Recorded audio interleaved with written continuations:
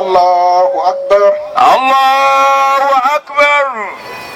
Allahu akbar. Allahu akbar. tó bá ti ní kó o ṣàbòsí fẹ́ nìkan ṣẹ́rí kú òun bẹ́ẹ̀ má ṣe bẹ́ẹ̀ mọ́ kó o sì rántí ọlọ́run ọba àlekè ọlá.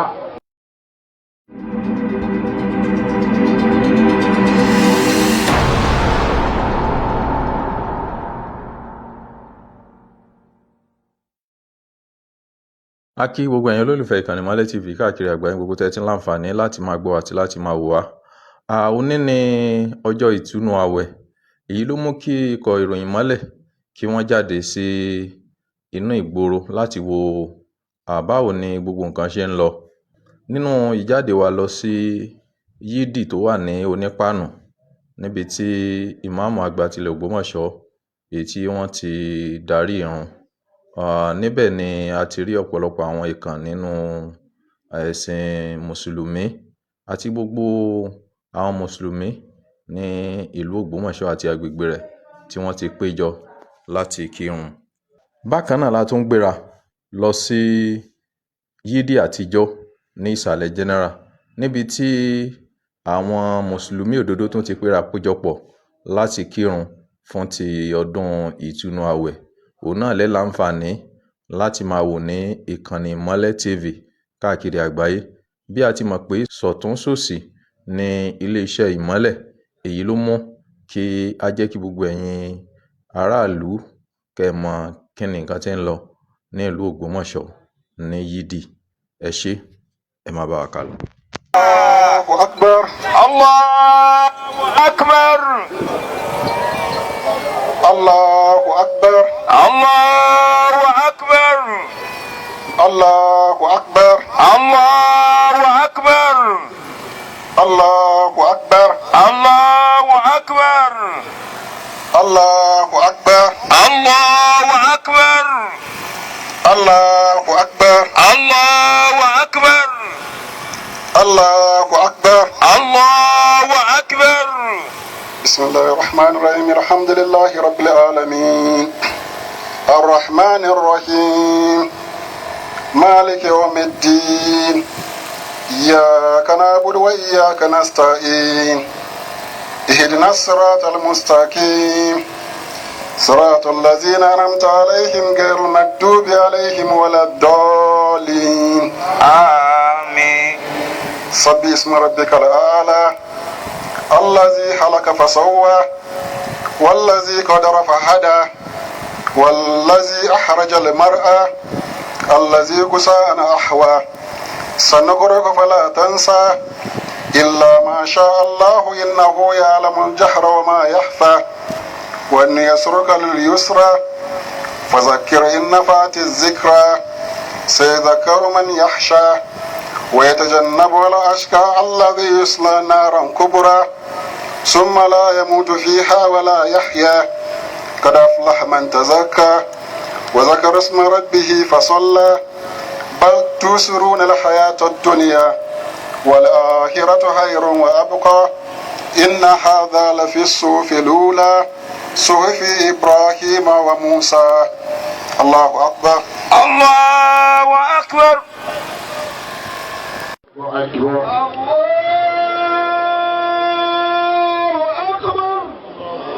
الله أكبر. الله أكبر. الله أكبر. الله أكبر. الله أكبر. الله أكبر. الله أكبر. الحمد لله رب العالمين الرحمن الرحيم مالك يوم الدين إياك نعبد وإياك نستعين اهدنا الصراط المستقيم.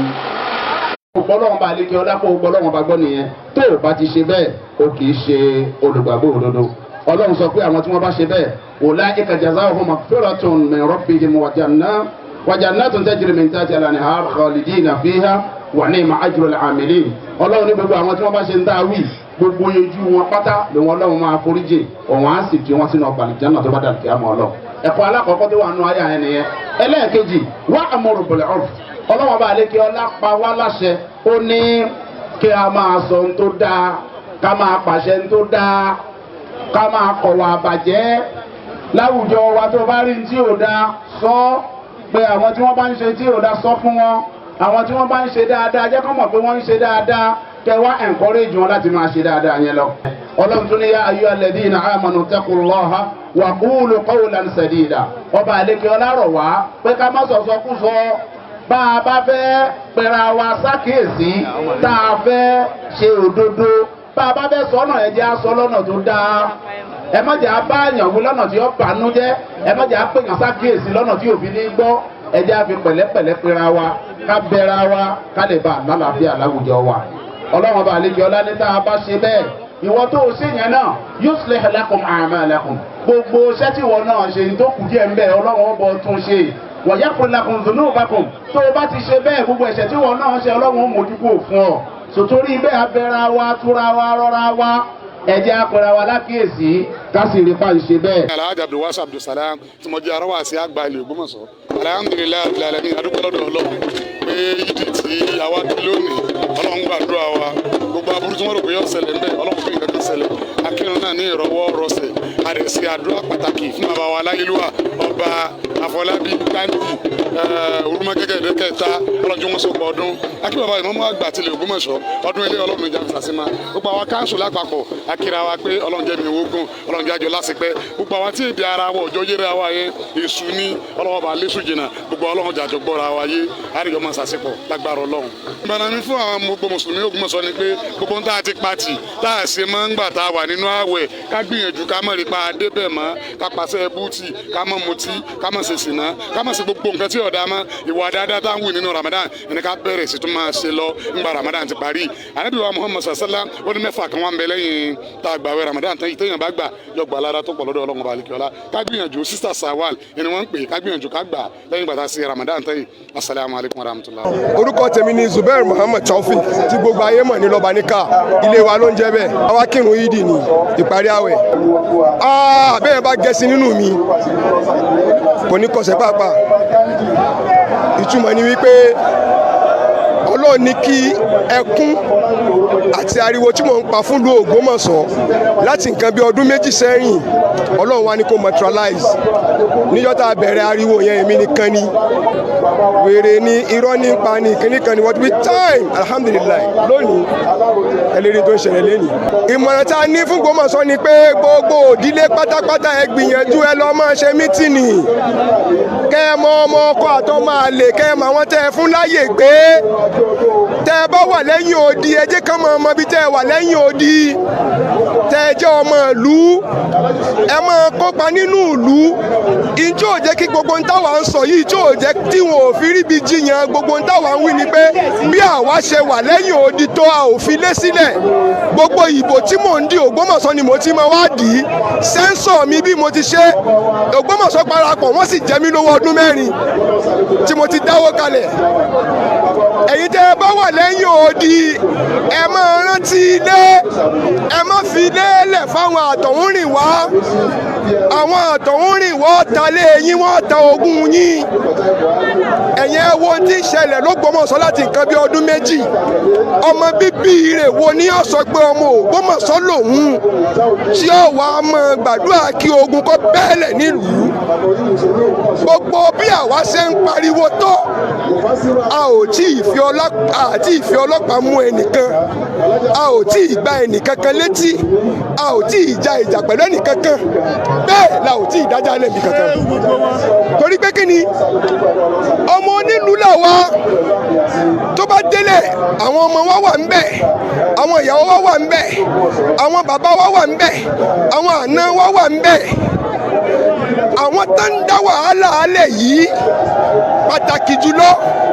àwọn olówó ìlú yìí tó ń dá wàhálà alẹ̀ ẹni tí wọ́n gbé síwájú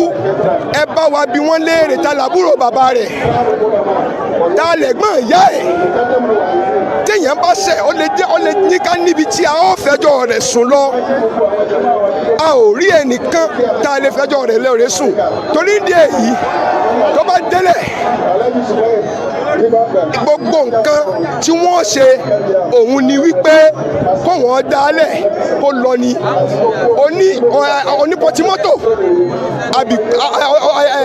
onípọtimọ́tò ni àbílọ kíá ni wọ́n tó bá délẹ̀ tán wọ́n gbé pọtimọ́tò wọn wọ́n bẹ́sẹ̀ sọ̀rọ̀ ni àwa la nílùú wa a ò sì gbọ́dọ̀ gbàdúrà kí ó tú. orúkọ mi ni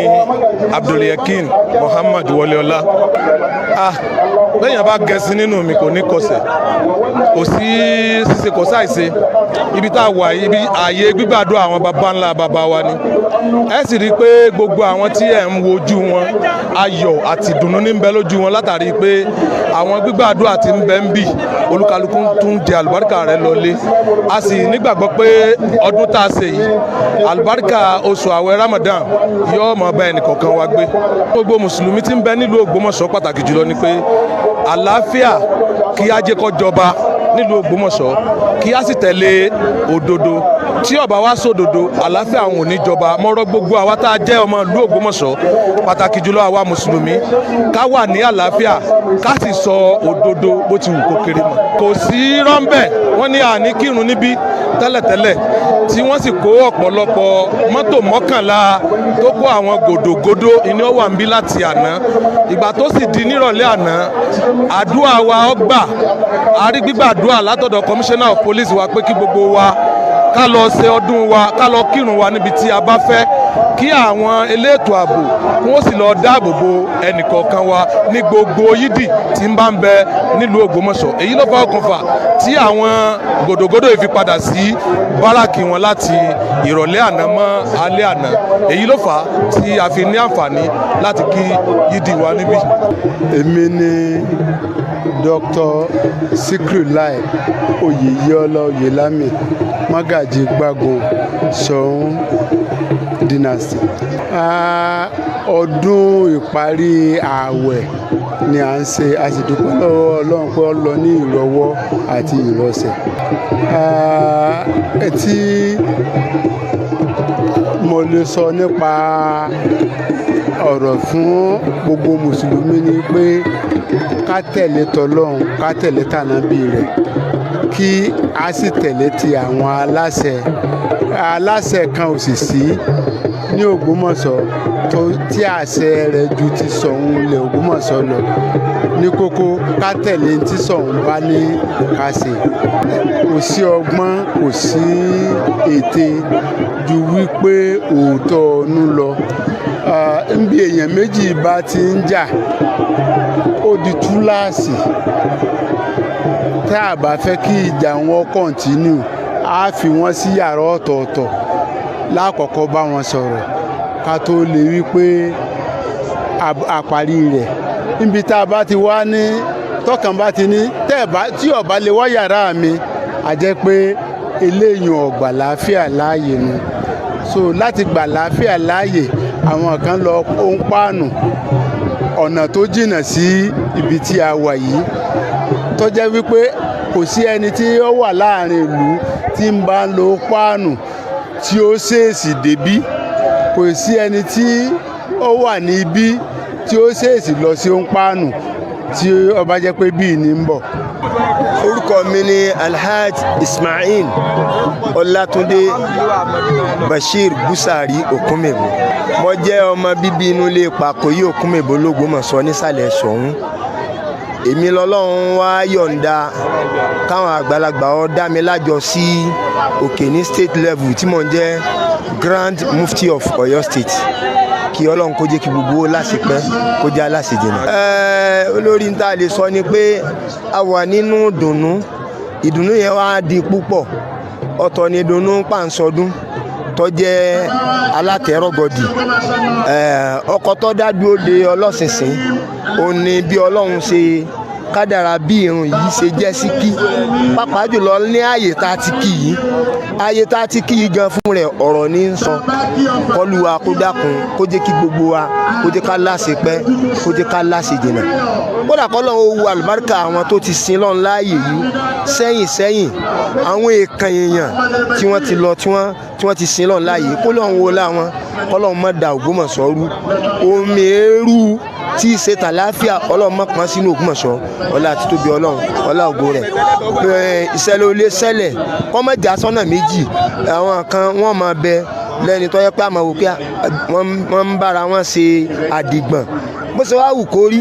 ọmọ ìyá kan náà ni gbogbo wa kárìíra wa bẹ́ẹ̀ kárìíra wa pé ọmọ bàbá kan náà ni wa kárìíra wa gẹ́gẹ́ bí ẹyọ kan bí Islam ṣe wí tá a bá rí wa gẹ́gẹ́ bí ẹyọ kan kódà bí wọ́n bá ṣe ń tó dùn yìí máa fi ẹ̀mí pé ẹyọ kan ni wà hùn máa fi gbé máa sì ṣe sùúrù láti pè yín sákèsí tí mo bá wá pè yín sákèsí tẹ̀ tún gbọ́ èyí ni ó fún gbogbo àwọn tó jẹ́ mùsùlùmí gidi láǹfààní láti jọ dájú kọ ẹni tí wọ́n mọ̀ pé ọjà aláṣejù láti jọ dájú kọ pé ó yẹ kó rí báyìí eléyìí gangan ní jásí pé Islam là ń ṣe kínú là ń ṣàfihàn rẹ̀ fún gbogbo ayé ọ̀rọ̀ wa ò pọ̀ rárá ibi tí ẹ̀kọ́ láti máa ṣàròyé rẹpẹtẹ afọlọ́ ọlọ́m̀bẹ lọ́hùn Olúwa kó sí ọ̀rọ̀ wa lẹ́yọ̀ kan àgbọ́yé àwíyé àfọ̀yé Olúwa kó fi sọ̀rọ̀ wa l'Ógbómọ̀ṣọ́ kọ́mọ́dàlú ìrú ọba tuntun tọ́lọ́run bùn wa